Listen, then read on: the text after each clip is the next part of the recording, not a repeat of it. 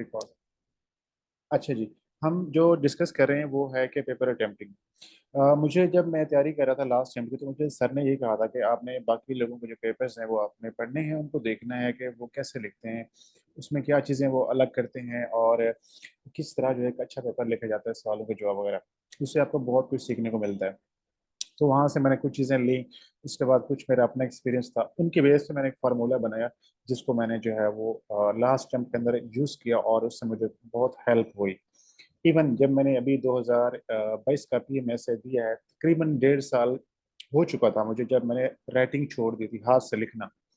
एक होता है कि आप लिखते हो, टाइपिंग करना वो एक अलग चीज़ है, एक हाथ से लिखना एक अलग चीज़ होती है।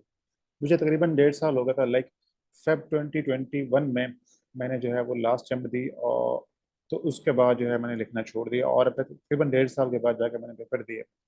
जब मैंने पेपर दिए तो मेरी लेंथ में इशू नहीं आ रहा था, मुझे लिखने में इशू नहीं आ रहा था, मुझे सवालों को डी कोड करने में इशू नहीं आ रहा था। मैं उसकी लेंथ भी मुनासिब रख रहा था उसको, और सवालों को ठीक से एड्रेस भी कर पा रहा था। तो उसका क्या है कि अगर आपको पेपर अटेम्प्टिंग आती है, आपको वो फार्मूला पता है जिससे नंबर आते हैं, तो कभी भी आपको इशू नहीं होता। ठीक है। तो मैं कोशिश करता हूँ कि आज उन चीज़ों को, वो जो फार्मूला है उसकी बेस पे आपको समझाया जाए। सबसे पहले आपकी आती है क्वेश्चन का जो ऑर्डर होता है वो बहुत इंपॉर्टेंट है। जैसे ही आपके पास एक पेपर आता है ना, ठीक है ना, आपके पास पेपर आता है, उसके ऊपर जो है यानी कि एस्से को निकाल दें, और बाकी तकरीबन जिसमें है ना, उसमें मल्टीपल क्वेश्चंस होते हैं। लाइक आपका पाकिस्तान अफेयर्स है, करंट अफेयर्स है, जनरल साइंस है, इस्लामी आते हैं और ऑप्शनल्स है। उसके अंदर आपने जो है more than one question solve करने हैं, लाइक 4-5 सवाल करने होते हैं। लैंग्वेजेस में 5 सवाल हो जाते हैं, जनरल साइंस में ज़्यादा हो जाते हैं, 4 सवाल हो जाते हैं शायद, और इसी तरह बाकी तमाम पेपर्स के अंदर आपके 4 सवाल होते हैं। अब वो 4 सवाल आपने कैसे अरेंज करने हैं, उसका ऑर्डर कैसे डिसाइड करना है, वो बहुत इंपॉर्टेंट है। ठीक है, ये फार्मूला मैं एफएससी में यूज़ करता रहा और इसको मैंने यहाँ पे यूज़ किया, इसका मुझे काफ़ी फ़ायदा हुआ। अब फार्मूला ये है कि जैसे ही आपके पास पेपर आएगा, तो आपने उस पेपर को पढ़ना है मुकम्मल अच्छे से, और उससे आपको क्या हुआ कि ये अंदाज़ा हो जाता है कि इसमें से कौन से ऐसे क्वेश्चंस हैं जो कि आप अटेम्प्ट कर सकते हैं, जिस पे आप जो है वो लिखना पसंद करेंगे या जिसके ऊपर आपकी तैयारी अच्छी है। तो क्वेश्चन की जो सिलेक्शन है वो बहुत इंपॉर्टेंट है। सबसे पहले आपने क्वेश्चन सिलेक्ट करने हैं, कौन से वो 4 क्वेश्चन हैं जो आपको सबसे बेस्ट आते हैं। ठीक है ना, एक चीज़। नंबर 2, जब क्वेश्चन की सिलेक्शन करेंगे तो एक और चीज़ आपने देखनी है, वो ये है कि सम टाइम पेपर के अंदर जो सवाल होते हैं बहुत जेनेरिक होते हैं, तो आपने उनको अवॉइड करना होता है। अगर आपकी तैयारी अच्छी है तो आप जेनेरिक क्वेश्चंस की तरफ ना जाएं। लाइक अगर मिसाल दूं कि पाकिस्तान अफेयर्स का या पाकिस्तान स्टडीज़ का पीएमएस में पेपर हो रहा है, उसमें प्री पार्टीशन पे सवाल 4 सवाल पड़े हैं, लेकिन 3 सवाल पड़े हुए हैं पोस्ट पार्टीशन पे जेनेरिक है, एग्रीकल्चर रिफॉर्म्स पे, इंडस्ट्रियल रिफॉर्म्स पे, क्लाइमेट चेंज पे आ गया है, इकोनॉमी पे आ गया। आपने क्या किया कि वो जो स्पेसिफिक क्वेश्चन है वो छोड़ के आपने जेनेरिक सवाल उठा लिए। अगर उसमें तकरीबन जो है मेजोरिटी बच्चे वही कर रहे होते हैं, उससे क्या होता है कि आपका स्कोर ऑटोमेटिकली कम हो जाता है, आप उस रेस से बाहर हो जाते हैं। तो आपने क्वेश्चंस के सिलेक्शन करते हुए बहुत ख्याल रखना है कि सबसे पहले आपने 4 अपने बेस्ट क्वेश्चन डिसाइड करने हैं। नंबर 2 जो डिसाइड करेंगे वो इस बेस पे कि वो जेनेरिक ना हो, स्पेसिफिक हो। लाइक अगर आपका पॉलिटिकल साइंस का पेपर है, तो उसमें जो फिलासफी के बेस्ट क्वेश्चन है वो आप जरूर अटेम्प्ट करें। जो जेनेरिक सवाल है उसको अवॉइड करें। जनरल स्टडीज कर रहे हैं तो उसमें थ्योरीज पे है, वेव्स पे है, फेमिनिज्म पे है, तो उसको करें इंस्टेड ऑफ कि आप जो जेनेरिक सवाल हैं जो आज के दौर से रेलिवेंट है उसको आप अटेम्प्ट करें। इसी तरह अगर आप इस्लामियात है, उसमें बहुत सारे सवाल जो है वो मॉडर्न डे से रेलिवेंट होते हैं, तो उसको भी आप जो है वो अवॉइड कर सकते हैं। तो क्वेश्चन आपने उस सब्जेक्ट के स्पेसिफिक उठाने होते हैं। उसके बाद तीसरी चीज़ ये है कि क्वेश्चन जो ऑर्डर है वो कैसे रखना है। जब 4 सवाल आपने डिसाइड कर लिए कि हम ये फर्स्ट करते हैं, आपका जो है वो पॉलिटिकल साइंस का या इस्लामियत का पेपर है, आपने 4 सवाल डिसाइड कर लिए इस्लामियत के पेपर के अंदर, और आपने क्वेश्चन पेपर के ऊपर ही, ठीक है ना, आपने उनकी नंबरिंग कर लेनी है, छोटे से लिख लें उसके ऊपर, वो आपको कुछ नहीं कहेंगे। मैं हमेशा यही करता रहा हूँ कि जो जहाँ पे सवाल एंड हो रहा है ना, उसी के बिल्कुल एंड के ऊपर आप लिख दें नंबर 1 2 3 4। जो आपके 4 सवाल है जो सबसे बेस्ट है उसके सामने, उसके एंड के सवाल के एंड के ऊपर नंबर 1 लिखें और उससे ब्रैकेट लगा दें उसको। उसके बाद जो सेकंड बेस्ट क्वेश्चन है उस पर नंबर 2 लगा रहे हैं, और जो आपका सबसे हल्का सवाल है उसके ऊपर आपने नंबर 3 लगाना है। यहाँ पे थोड़ा सा कंफ्यूज नहीं होना, जो सबसे हल्का सवाल होगा ना 4 में से, उस पर नंबर 3 लगाना है आपने, और जो थर्ड बेस्ट है उसके ऊपर आपने नंबर 4 लगाना है आपने। अब इसी ऑर्डर से आपने सवाल अटेम्प्ट करने हैं। सबसे पहला जो आपका सबसे बेस्ट क्वेश्चन है, सेकंड पे सबसे आपका सेकंड बेस्ट है, और सबसे हल्का तीसरे पे आएगा, और अगर थर्ड बेस्ट जो है वो लास्ट पे आएगा। ठीक है, ये आपने क्वेश्चन का ऑर्डर अरेंज करना है हर सब्जेक्ट के लिए। आपके कंपल्सरी है और ऑप्शनल है, इसी फार्मूले को आपने यूज करना है। उसके बाद आप जो चीज कर सकते हैं, एक वो है आउटलाइंस। ठीक है, या सिनॉप्सिस। मैंने तकरीबन 2021 में हर क्वेश्चन में, हर पेपर के अंदर, हर क्वेश्चन में एक आउटलाइन बनाई थी मैंने। ठीक है, और मुझे उसका फायदा हुआ है। 2019 के अंदर मैंने बनाई थी, मुझे उसका हेल्प हुई थी। 2020 मैंने छोड़ दी और मुझे उसका नुकसान हुआ। ठीक है, तो मैंने 2021 के अंदर जो है वो इसको बनाया था। अब इसमें क्या है कि आउटलाइन कैसे बनाते हैं, जैसे आप इससे के अंदर एक आउटलाइन बना रहे होते हैं, वो बहुत लेंथी होती है। ठीक है, डिटेल होती है, कंप्रीहेंसिव होती है, उसमें आपका पूरा जितने पैराग्राफ्स होते हैं वो सारे आप उसके पॉइंट्स लिख रहे होते हैं। बट आपका जो क्वेश्चन है उसकी जो आपकी आउटलाइन है वो शॉर्ट होनी चाहिए, not more than half page. ठीक है, हाफ पेज से ज़्यादा नहीं होना चाहिए। ठीक है, जैसे ही आपके पास पेज आता है ना, मैं इसको लेके जाता हूँ नेक्स्ट पेज के ऊपर।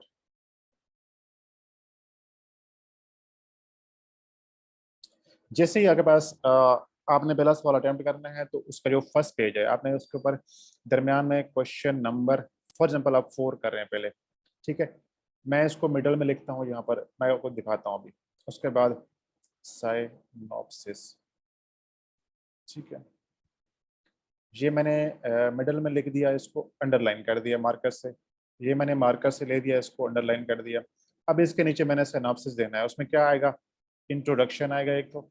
ठीक है, उसके बाद जो सेकंड सेकंड आपकी जो फर्स्ट मेजर हेडिंग है, ठीक है, वो शॉर्ट में। उसके नीचे जो उसके सब पॉइंट्स हैं, सब हेडिंग्स हैं, ठीक है, जितनी भी आती हैं आप उसको जो है वो 4 5 6 वो लिखेंगे। उसके बाद आपका जो नेक्स्ट पार्ट है वो क्या होगा, एक मिनट यार, वो आपकी तीसरी मेजर हेडिंग होगी, सॉरी सेकंड मेजर हेडिंग। ठीक है, अगर उसके नीचे 4 5 पॉइंट्स हैं वो लिखेंगे, और एंड के ऊपर अगर एनालिसिस करना है तो वो आप करेंगे। ठीक है, और एंड पे कंक्लूजन। तो ये आपने हाफ पेज का एक सिनॉप्सिस देना है उसको। ठीक है, आपके जो पॉइंट्स हैं वो शॉर्ट होने चाहिए, बहुत लंबे नहीं करने, जैसे आप सेंटेंस बना रहे होते हैं उस तरह नहीं करने उसको। ये आपने हाफ पेज पे लिख लेना है। और जब आपने क्वेश्चन स्टार्ट करना है तो उसको अपने नए पेज से स्टार्ट करना है, यानी कि आपका जो फर्स्ट पेज है उसके ऊपर सिर्फ आपका सिनॉप्सिस होगा, आपकी आउटलाइन होगी, और जो आपका इंट्रोडक्शन स्टार्ट होगा क्वेश्चन का, जो क्वेश्चन स्टार्ट होगा बराबर वो नए पेज से होगा। इस पेज पे जितनी भी स्पेस बचती है वो आपने उसको यूज नहीं करना, उसको खाली छोड़ देना। क्या होता है कि एक तो आपने पेज कंज्यूम कर लिया, आपकी लेंथ बढ़ जाएगी, और आपने जो है वो अच्छा करके नीट करके लिख दिया आपने। ठीक है, उसके बाद आपने जो सवाल स्टार्ट करना है तो आपने, मैं इसको लेके जाता हूँ नए पेज पे। इस समय ये मेरे पास दूसरे सफ़े होते ना तो अच्छा हो जाता। अब आपने सबसे पहले हेडिंग देनी है इंट्रोडक्शन की, इसको आपने अंडरलाइन कर देना। इसके नीचे आपने लिखना है इंट्रोडक्शन, जितना आप लिख सकते हैं। ठीक है, वो आपकी मर्जी है, 5 लाइन्स हैं, 10 लाइन्स हैं, लेकिन जो आइडियली उसकी लेंथ होती है ना वो मोर देन हाफ पेज होनी चाहिए। ठीक है, आप जो है उसे हाफ पेज से ज़्यादा कर सकते हैं। अब इसके अंदर एक चीज़ होती है जो मैं ऐड करना चाहूँगा आपको, वो क्या होती है, रेफरेंस की। ठीक है ना, इसकी जो है 2 जगह होती हैं। आप जब भी सवाल करेंगे तो कोशिश करेंगे आपके इंट्रोडक्शन के शुरू में या उसके एंड के ऊपर जो है वो आपका एक रेफरेंस या बुक का हवाला होना चाहिए। ठीक है ना। ठीक है, फॉर एग्जांपल आपने जो है वो सवाल उठाया कि बेसिक प्रिंसिपल्स ऑफ इस्लाम के ऊपर आपने सवाल इस्लाम में अपने अटेम्प्ट कर रहे हैं। अब आपने जो है वो इसके ऊपर एक कोटेशन देनी है, तो आप किसी फिलोसफर से मतलब किसी स्कॉलर का, इस्लामिक है नॉन मुस्लिम है, ठीक है, आप मुस्लिम स्कॉलर नॉन मुस्लिम है, उसका आप जो उसका बुक का हवाला दे सकते हैं कि उसने अपनी किताब में ये बात सेम की हुई है। उसको आपने दरमियान में लिखना है हाईलाइट करके, लाइक नॉर्मल टेक्स्ट जो होगा ना उससे आपने जो है दरमियान में लिखना है इसको। ठीक है ना, ताकि वो 5 6 लाइन्स खा जाए आपकी। ठीक है ना, तो अगर आप इसको दरमियान में लिखते हैं तो क्या है कि ये तकरीबन ये वाला हिस्सा, यहाँ तक ये वाला हिस्सा जो है वो कंज्यूम कर देगा। तो आपका जो है वो इंट्रोडक्शन ऑटोमेटिकली लंबा हो जाएगा, आपके सफ़े भी कंज्यूम हो जाएंगे। तो अगर आप इसको शुरू में दे सकते हैं और एंड के पे दे सकते हैं, वो रेलिवेंट होना चाहिए, ये आपने ख्याल रखना है। अच्छा जी, अब चलते हैं हम के सिनॉप्सिस के बाद आपकी आउटलाइन ये हो गया। उसके बाद पेज लेंथ है कि जो आपका सवाल का एक क्वेश्चन है उसकी लेंथ कितनी होनी चाहिए। ये बहुत इंपॉर्टेंट फैक्टर है जिसको अक्सर बच्चे इग्नोर करते हैं। क्या करते हैं कि लोग जब सवाल स्टार्ट करते हैं, पहला सवाल उन्होंने जो है वो 15 सफ़े पे लिख दिया और उसके ऊपर 1.5 घंटा लगा दिया उन्होंने। 1.5 घंटे में 15 जो है वो सफ़े लिखने के बाद जब दूसरे सवाल पे आते हैं तो उसके जो है वो 6 सफ़े, और तीसरे पे 4, और आखिर पे 2 सफ़े बच जाते हैं। तो अगर आप उसकी एवरेज बनाएं अगर आपको 15 नंबर दे पहले सवाल में, फिर उसमें आपको 8 नंबर दे, फिर आपको 6 दे, फिर आपको 5 दे, तो आपकी एवरेज कहाँ बनती है वो आप खुद गेस कर लें इसको। उसके बजाय अगर आप हर सवाल की लेंथ को बराबर रखते हैं, अब देखें आइडियली हर सवाल 20 नंबर का होता है, ये 15 नंबर का, 16 का, जितना भी आ रहा होता है, हर सवाल के बराबर नंबर हैं, तो आप एक सवाल की जो है वो कंप्रोमाइज क्यों कर रहे हैं अपने बाकी सवालों को। तो आपने टाइम डिसाइड करना है कि जो आपके पास टाइम होता है 3 घंटे का, उसमें आपने देखना है कि 10 मिनट के अंदर आपके एमसीक्यूज खत्म हो जाते हैं। ठीक है ना, आपने उस टाइम को वेस्ट नहीं करना, 10 मिनट में, 7 मिनट में, 8 मिनट में एमसीक्यूज करके उसे रख लें और अपने सब्जेक्टिव पेपर को शिफ्ट हो जाएं, आप इसे अटेम्प्ट करना स्टार्ट कर देंगे। अब हम ये फर्ज करते हैं कि आपने 10 मिनट के अंदर जो है वो क्या नहीं खत्म कर दिया आपने एमसीक्यू से। पीछे बचते हैं आपके पास कितना टाइम बचता है, तकरीबन 2 घंटे और 50 मिनट, यानी कि ये बनते हैं 120, 50, 170 मिनट्स। 170 को आप डिवाइड करें 4 के ऊपर, तो ये बनते हैं 42 मिनट्स। आपका एक सवाल जो है वो 42 मिनट्स में, 40 मिनट्स में आपका एक सवाल खत्म होना चाहिए। आप इससे ज्यादा टाइम नहीं लगेंगे एक सवाल के ऊपर। जैसे ही आपके 40-42 मिनट हो जाएंगे ना, आपने उस सवाल को एंड कर देना है 1-2 मिनट के अंदर ही, और अगले सवाल पे शिफ्ट हो जाना है आपने। इसी तरह फिर जब दूसरा मुकम्मल, फिर तीसरे पे, और इसी तरह आपने लास्ट सवाल करना है। आपका शुरू वाला और एंड वाला सवालों की लेंथ बराबर होनी चाहिए। अगर उसमें बहुत फर्क होगा तो एग्जामिनर को अंदाजा हो जाएगा कि इस बंदे ने गड़बड़ कर दी है। तो आइडियली जो लेंथ होती है ना, वो तकरीबन 6 से 7 सफ़े आप लाजमी लेकर जाएं। ये 7-8 भी हो सकते हैं, 10 भी हो सकते हैं, अगर किसी की राइटिंग स्पीड बहुत अच्छी है। बट आइडियली आपसे 6 से 7 सफ़े, पहला सवाल 7 पे, फिर 6 पे, फिर 7 पे, फिर 7 पे, इस तरह आप कर सकते हैं उसको। आपने बहुत ज़्यादा फर्क नहीं डालना, ऐसा ना होगा पहला 10 पे और फिर 6 पे और फिर एंड पे 4 पे जा रहा है, ये नहीं करना आपने। इसका आपने लाजमी ख्याल रखना है। ठीक है, ये आपकी लेंथ होगी आपके सवालों की। उसके बाद है हेडिंग्स और सब हेडिंग्स। जब भी आप सवाल को स्टार्ट करते हैं तो आपने सिनॉप्सिस देना है नए पेज के ऊपर, और उसके बाद सेकंड पेज पे आपने इंट्रोडक्शन लिखना है, जैसे मैंने बताया ये वाला। ठीक है ना, आप इंट्रोडक्शन देंगे। अब इंट्रोडक्शन के अंदर आपने क्या लिखना होता है, ये बहुत इंपॉर्टेंट चीज़ है। अक्सर बच्चे जो है ना, इंट्रोडक्शन के अंदर वो हिस्ट्री है, उसका बैकग्राउंड है, वो चले जाते हैं। ठीक है ना, वो जो सवाल पूछा गया है उसका जवाब नहीं देंगे। तो बेसिकली आपने अपने इंट्रोडक्शन के अंदर उस सवाल का जवाब देना है जो आपसे पूछा गया है। लाइक जैसे आप अपने इंट्रोडक्शन के एसे में, एसे के इंट्रोडक्शन के अंदर आप मेन कार्ड्स डिस्प्ले करते हैं, आपके जो मेन आर्गूमेंट्स हैं वो नजर आते हैं। इसी तरह जो सवाल का जवाब है वो आपके इंट्रोडक्शन में नजर आना चाहिए। बेसिक प्रिंसिपल, जब इस्लाम पे सवाल है तो आपने ये नहीं बताना कि इस्लाम कब स्टार्ट हुआ, कहाँ स्टार्ट हुआ, कैसे, और इसी पे आप खत्म कर दें, ऐसा नहीं करना। आप बताएं कि इस्लाम जो है उसके बेसिक प्रिंसिपल्स ये हैं, जिसमें से कुछ स्पेसिफिक ये हैं, और इसकी जो है इंपॉर्टेंस ये है, उसकी सिग्निफिकेंस ये है, और इसके ऊपर फला आथर ने ये बात कही है कि इस्लाम के जो बेसिक प्रिंसिपल है वो इतने इंपॉर्टेंट और सिग्निफिकेंट है कि वो इंसान की जिंदगी के अंदर इस तरह जो है उसकी तब्दीली आती है। तो उससे रिलेवेंट जो बात करनी है आप करेंगे। लाइक आपका जो सवाल आगे चलने वाला है, जो आपने 5-6 सफ़े लिखने हैं, वो चीज़ें आपने मेन मेन मोटी मोटी बातें यहाँ पर आपने मेंशन करनी है। ये आपका हाफ पेज से ज़्यादा इंट्रोडक्शन होगा। उसके बाद आप जो है वो जब इंट्रोडक्शन लिख लेंगे तो आपने हेडिंग देनी है, मेजर हेडिंग। अब आपसे हो सकता है कि एक सवाल के अंदर दो चीज़ें पूछी गई हों। फॉर एग्जाम्पल आपसे ये पूछ सकता है कि कोल्ड वॉर क्या है और उसके जो है वो रीजंस क्या थी। अब आपने दो चीज़ें बतानी है कि व्हाट इज कोल्ड वॉर और उसके रीजंस क्या हैं। तो पहले आपकी हेडिंग क्या होगी, कोल्ड वार की, व्हाट वाज कोल्ड वार या व्हाट इज कोल्ड वार। उसके बाद आप जब उसे लिखेंगे मेन हेडिंग देने के बाद उसके सब हेडिंग दें। अब आपने पैराग्राफ बताने हैं, लिखने हैं, तो वो सारे पॉइंट्स जो है उसके एक मेजर हेडिंग बनाए। लाइक आपने यहाँ पर लिखा है फॉर एग्जाम्पल कि what is the cold war. ठीक है, जी आपने लिखा है। अब इसके नीचे आपने जो है वो क्या करने हैं कि पॉइंट्स बताने हैं आपने इसके नीचे। अब आपने इसके नीचे जो इसके मेन पॉइंट्स हैं, जो आपके आर्गुमेंट्स हैं, यानी कि जो आपने पैराग्राफ लिखने हैं, वो सिर्फ पैराग्राफ नहीं लिखने बल्कि आपने उसकी हेडिंग्स बनानी है। अब आपकी जो ये सब हेडिंग होगी ना, वो आपने नंबरिंग भी देनी है उसको, और कोशिश करें कि उसको आपने लॉन्ग और सेल्फ एक्सप्लेनेटरी बनाना है, लॉन्ग सेंटेंसेस की फॉर्म में लेके आना है। Cold war was a conflict between two super powers.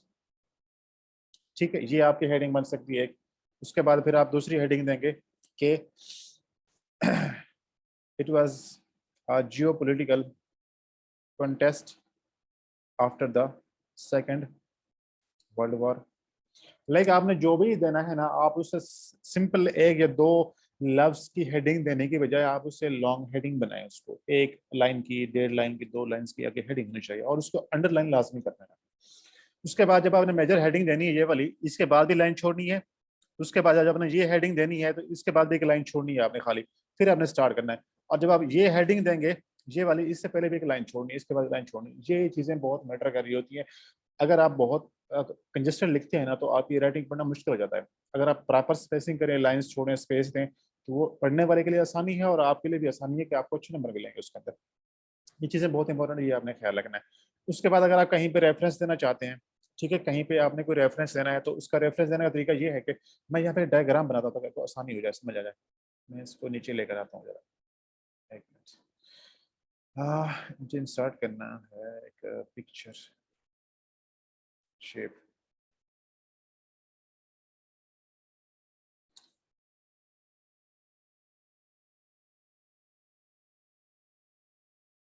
ये देखें, यानी कि आप यूँ समझिए कि ये आपने हेडिंग दी है नंबर 2, इसके बाद आपके पास आपने कुछ लिखा है, कंटेंट लिखा है, टेक्स्ट लिखा है या नहीं लिखा, और आपने कोई रेफरेंस देना है, तो आपने इस पोर्शन में देना है उसको।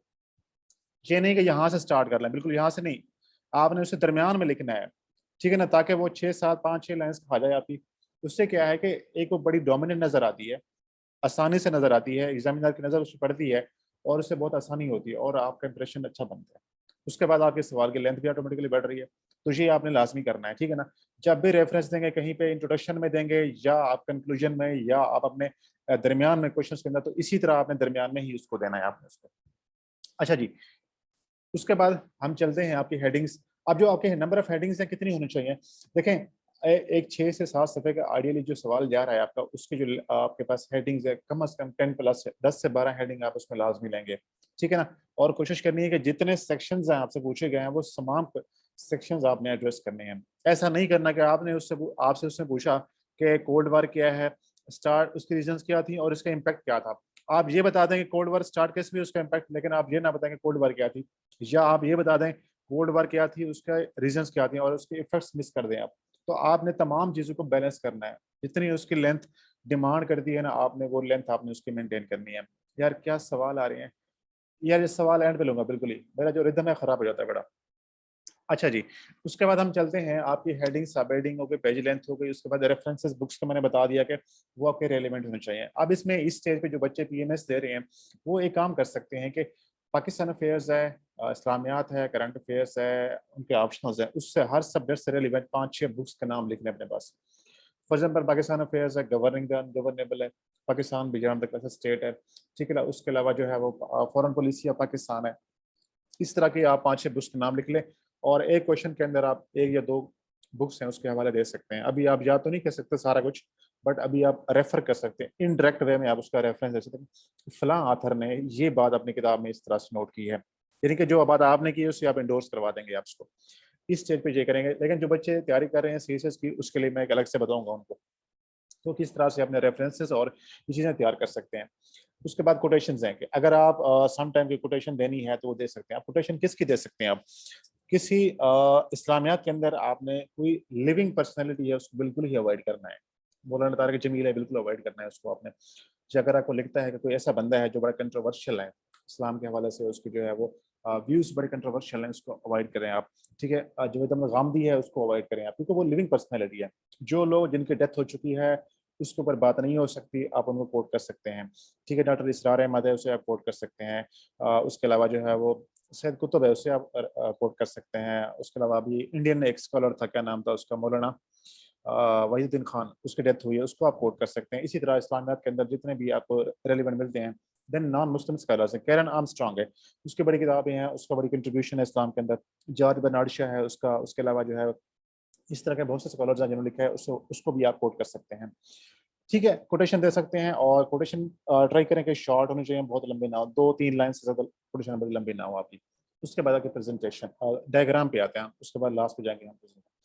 डायग्राम क्या होती हैं कि जो आपका सवाल होता है ना 6 से 7 सफ़े का, उसमें कम से कम एक डायग्राम लाजमी है, कम से कम एक लाजमी होनी चाहिए आपकी, ठीक है ना। फॉर एग्जाम्पल मैं आपको मिसाल लेता हूँ कि सवाल था हमारा कि what is cold war, its causes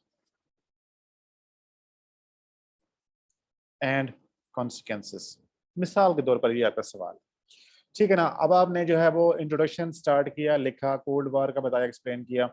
अब आपने उसकी रीजंस लिखनी है, कॉजेज लिखनी है, तो आप एक काम कर सकते हैं कि एक डायग्राम बना दें, ठीक है ना।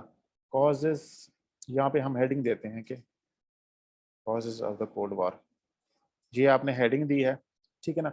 अब इसके नीचे आप एक डायग्राम बना सकते हैं, किस तरह की, मैं आपको दिखाता हूँ। एक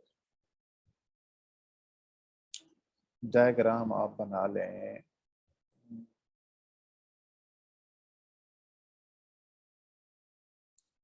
ये तो बड़ी अजीब सी है, इसको रहने दें, कोई और देखते हैं।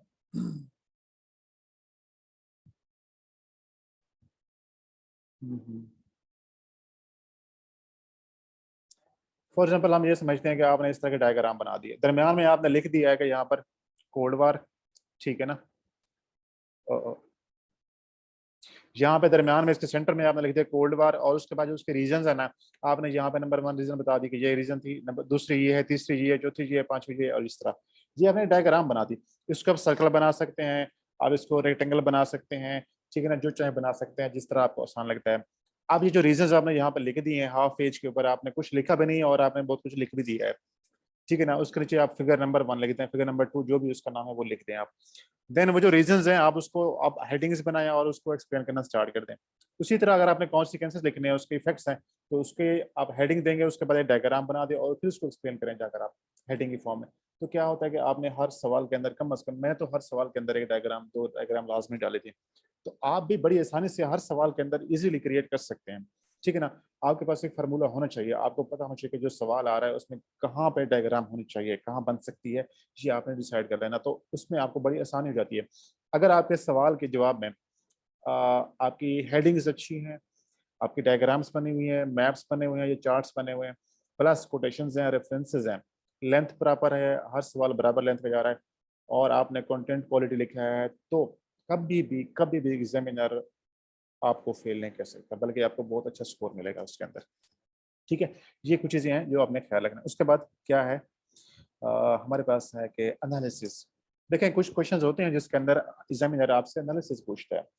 फॉर एग्जांपल इस्लामियात में अगर रिलीजन से बात हो रही है, कंपेरेटिव एनालिसिस कर सकते हैं कि इस्लाम का comparison with Christianity, with Hinduism, with Jainism, किसी और मजहब के साथ भी आप उसका पॉलिटिकल सिस्टम है, कॉन्स्टिट्यूशन सिस्टम है, उसका इकोनॉमिक मॉडल है, या उसकी जो है वो कुछ और सोशल सिस्टम है, उसका कंपैरिजन भी आप कर सकते हैं, ठीक है। इसी तरह अगर आप पॉलिटिकल साइंस में एनालिसिस कर सकते हैं, आपको लगता है कि पाकिस्तान अफेयर्स के अंदर कोई सवाल है जिसके अंदर आपसे एनालिसिस पूछा है, तो आपने एनालिसिस करना है। एनालिसिस में आपने अपना जो है ओपिनियन को थोड़ा सा पर्सनल टच देना होता है, आपने बहुत क्रिटिकल नहीं होना होता, आपने किसी को जो है वो हिट नहीं करना होता, किसी इदारे का नाम नहीं लेना, किसी बंदे का नाम नहीं लेना, किसी पोलिटिकल पार्टी का नाम नहीं लेना।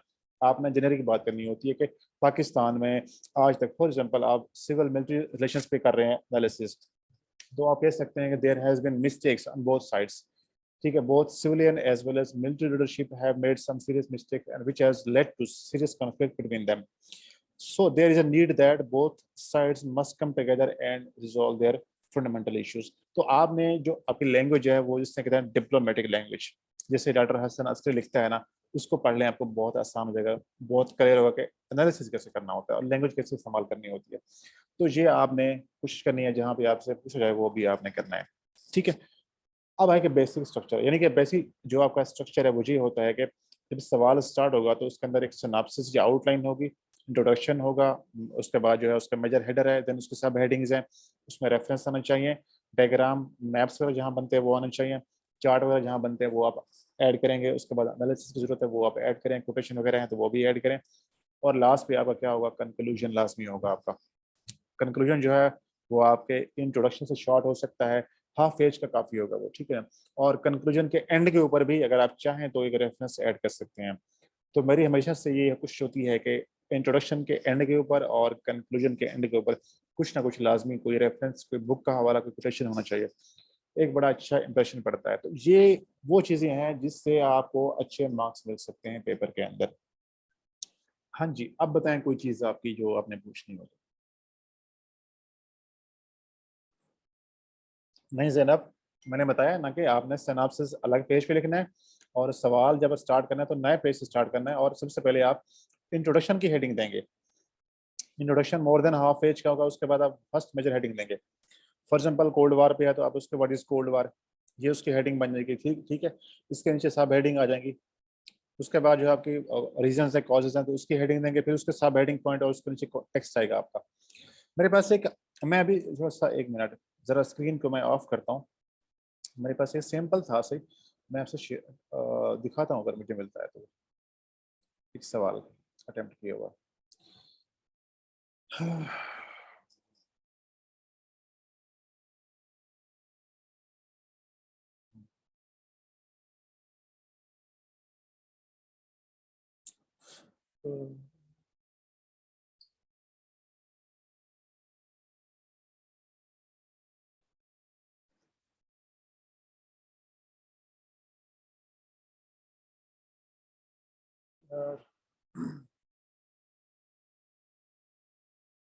हाँ मुझे मिल गया, ये मैं अभी आपको दिखाता हूँ। अब देखें, ये आपके पास एक पेपर है, ठीक है, इसके अंदर सिनॉप्सिस नहीं है, आउटलाइंस नहीं है, कुछ भी नहीं है, वो आप ऐड कर सकते हैं। ठीक है, ये आपका सबसे पहले इंट्रोडक्शन की हेडिंग, ये आपने स्टार्ट किया इंट्रोडक्शन, ये कोई चीज़ हाईलाइट करनी है वो आप कर सकते हैं। ठीक है, तो आप इसको, अगर आपके पास कोई रेफरेंस है तो आप इस टेक्स्ट को लिखने के पहले आप यहाँ पे लिख सकते हैं, या इसके एंड के ऊपर भी लिख सकते हैं। उसके बाद आप आते हैं, आपके जो मेजर हेडिंग्स हैं, आपके जो मेजर हेडर है उसके ऊपर आप आ सकते हैं। ठीक है, ये आपने हेडिंग दी है उसकी, और उसने जो सब हेडिंग आपकी, फिर आपने टेक्स्ट लिखना शुरू कर दिया है। ठीक है, उसके बाद ये दूसरी हेडिंग है, उसके जो टेक्स्ट है, अब ये रेफरेंस उसने यहाँ पे दे दिया है। ठीक है, कुछ चीज़ उसने ऐड कर दी यहाँ पर। ठीक है, ये हाईलाइट कर दिया उसने। आप टाइमलाइन बना सकते हैं, डायग्राम्स बना सकते हैं, चार्ट बना सकते हैं, टेबल बना सकते हैं, कुछ भी चाहें, जो भी चाहें आप अपने पेपर को बनाने के लिए आप कर सकते हैं उसके बाद। ठीक है, मुझे कोई और सवाल देखने दें इसका। अब देखें, ये जैसे ये इसने डायग्राम बना दी, यहाँ पे फ्लो चार्ट बना दिया एक सॉर्ट ऑफ। ठीक है, एक टाइमलाइन को शो करने के लिए इसने। अब इसने यहाँ पे ये कोड किया हुआ है उसको। ठीक है ना, ये उसने कोड किया हुआ, ये वाला उसने हाईलाइट कर दिया, उससे पहले भी लाइन छोड़ दी, उससे बाद भी बराबर सी। अब ये टाइमलाइन उसने यहाँ पे जो है वो डायग्राम बना दी, अब इसको देख लें आप। ठीक है ना, ये चीज़ें आपके पेपर के अंदर एक डाइवर्सिटी लेकर आती हैं, जो मोनोटोनस के उससे ख़त्म कर दी हैं, और ये शो करती हैं कि आप फुली तैयार हैं आप उस चीज़ के लिए, और आपके पास नॉलेज है, आपको लिखना भी आता है, प्रेजेंट करना भी आता है, और आपको ये पता भी है कि सवालों का जवाब कैसे देना है। ठीक है, ये एक बड़ा आइडियल क्वेश्चन अटेम्प्ट किए हुए हैं, बड़े अच्छे पेपर्स लिखे हुए हैं इस बच्ची के। तो ये मेरे पास है, जब भी किसी बच्चे को चाहिए होता है तो मैं उसको यही शेयर करता हूँ। तो अगर आपको चाहिए तो मैं आपको भी ग्रुप के अंदर भेज दूंगा ये, और इसको आप एज ए मॉडल या एज ए एग्जाम्पल सैम्पल जो है आप इस्तेमाल कर सकते हैं। ये आपको बहुत सारी चीज़ें जो है क्लियर करवा देगा। ठीक है जी। हाँ जी। अच्छा जी, मैं रिकॉर्डिंग को ज़रा जो है वो